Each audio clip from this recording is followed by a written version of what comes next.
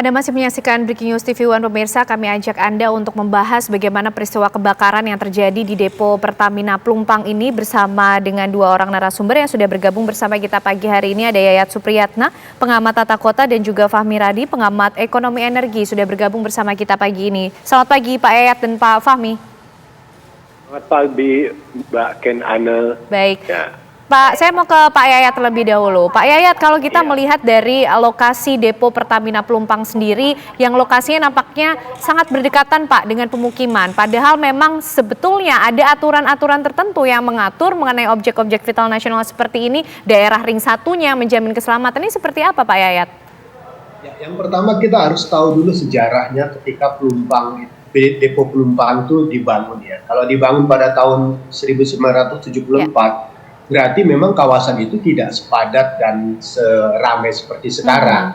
Memang untuk zona penting dan strategis itu harus ada jarak antara lokasi dengan lingkungan sekitarnya. Tapi kita ingatlah, Jakarta tahun 74 itu mungkin Pelumpang tidak sepadat seperti apa yang terjadi hari ini.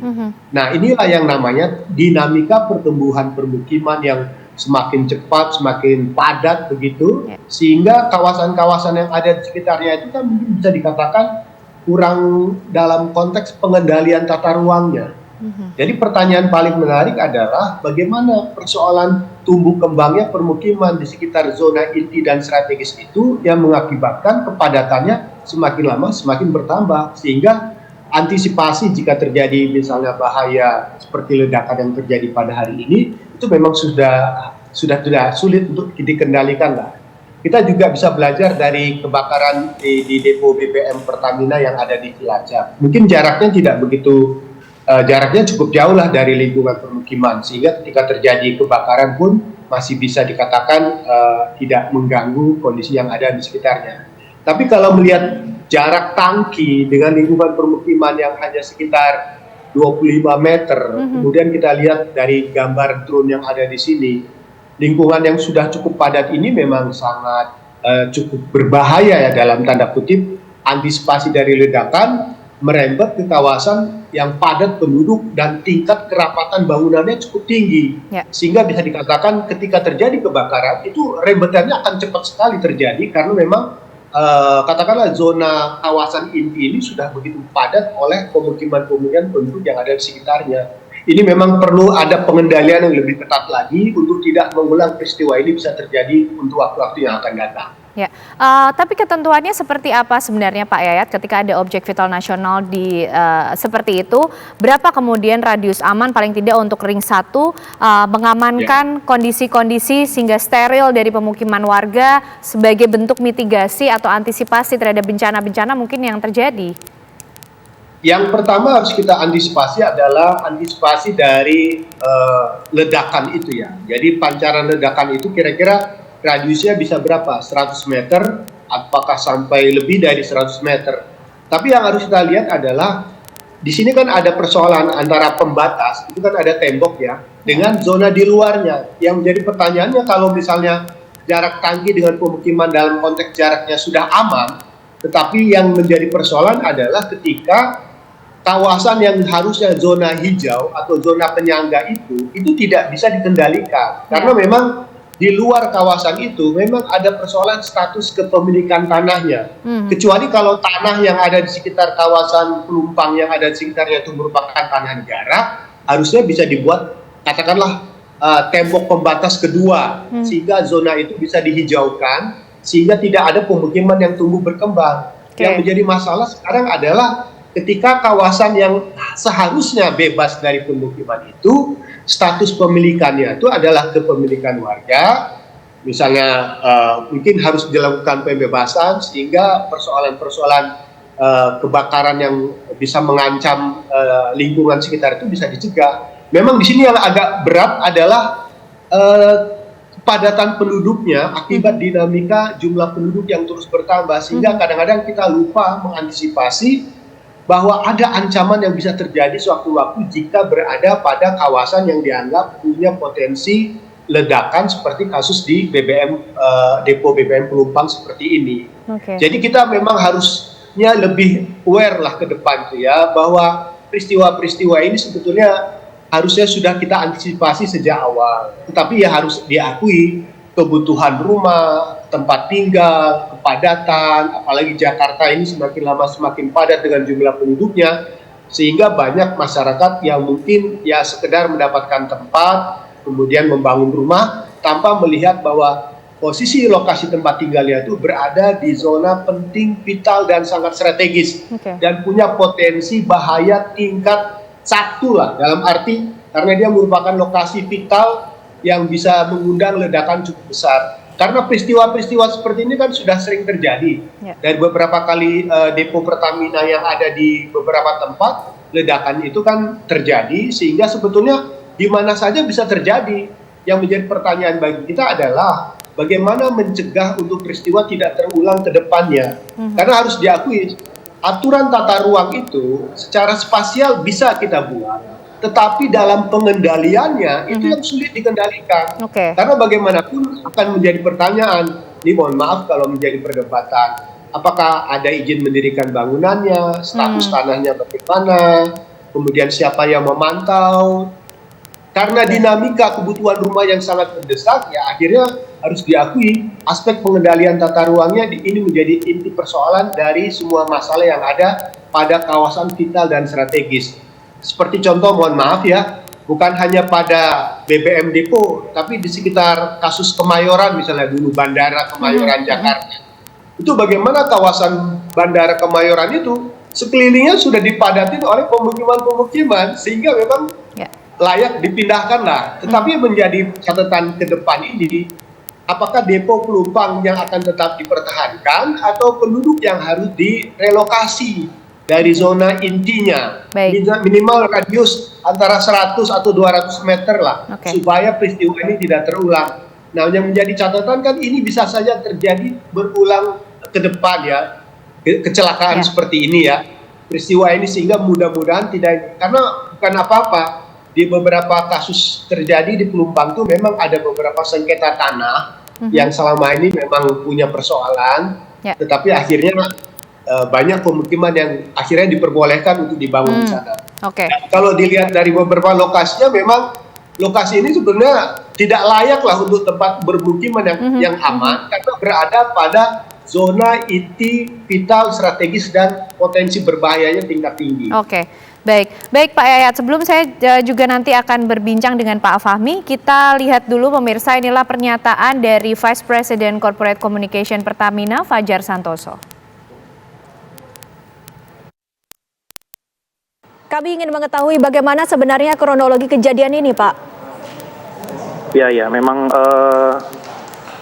kejadian ini tadi sekitar pukul 20 lebih 20 waktu Indonesia Barat. Jadi saat ini fokus kami adalah pemadaman, penanganan di lokasi kejadian, dan juga kami terus berkoordinasi dengan petugas di lapangan, dengan pemadam kebakaran, dengan polisi, dan juga dengan TNI, juga fokus melakukan evakuasi bagi warga dan pekerja yang berada di lokasi kejadian ke titik yang lebih aman. Sebenarnya apa yang menjadi pemicu terjadinya kebakaran, Pak? Ya, untuk penyebab tentu kami belum dapat menyampaikan informasi detail karena tentu harus melalui proses investigasi. Tapi yang dapat kami sampaikan bahwa fokus saat ini adalah evakuasi dan juga penanganan di lokasi kejadian agar bisa cepat tertangani. Itu dulu mungkin, Pak. Apakah ini sudah bisa dipastikan yang terbakar ini kilang nomor berapa? Belum, Mbak, belum. Untuk detailnya belum dapat kami sampaikan. Jadi sekali lagi fokus kami saat ini penanganan di lokasi kejadian terlebih dahulu. Dan juga mungkin hal lain yang dapat kami sampaikan adalah masyarakat secara umum terutama tidak perlu cemas terkait dengan adanya info pasokan BBM terganggu, bahwa Pertamina terus berupaya agar pasokan BBM akan tetap berjalan dengan baik. Saat terjadinya kebakaran ini ada pekerja, Pak, yang berada di sana. Ini berapa jumlahnya dan mereka sudah dievakuasi, bagaimana kondisinya, Pak? Ya, proses evakuasi masih terus berlangsung, Mbak. Untuk detail jumlahnya berapa belum dapat kami sampaikan. Lantas untuk dari Pertamina sendiri, apa upayanya agar api tersebut tidak terus merambat, Pak? Ya, tentu proses pemadaman masih terus berlangsung. Mobil-mobil pemadam kebakaran juga dari Dinas Kebakaran terus ditambah agar kobaran api bisa cepat tertangani, bisa cepat dipadamkan. Pak, kami ingin Mungkin mengetahui itu dulu, Mbak, bagaimana dengan kondisi rumah warga yang terkena imbas akibat kebakaran ini dan juga bagaimana dengan korban yang terluka maupun korban jiwa akibat terjadinya kebakaran ini, Pak? Ya, untuk terkait dengan korban, kami masih terus berkoordinasi, Mbak. Kami belum menerima informasi pasti apakah ada korban jiwa atau tidak, tapi tentu upaya kami yang kami lakukan adalah upaya terbaik saat ini, proses evakuasi dan juga pemadaman agar bisa segera dipadamkan. Mungkin itu dulu, Mbak. Nanti akan ada, jika ada update informasi tentu akan kami sampaikan kemudian. Mungkin sekarang fokusnya kami adalah untuk penanganan di lokasi kejadian terlebih dahulu, pemadaman api dan juga evakuasi. Pak Fajar, kami ingin kembali menanyakan sebagai konfirmasi dan juga penegasan kembali bagaimana dampak dari kebakaran ini terhadap pasokan dari BBM terhadap warga.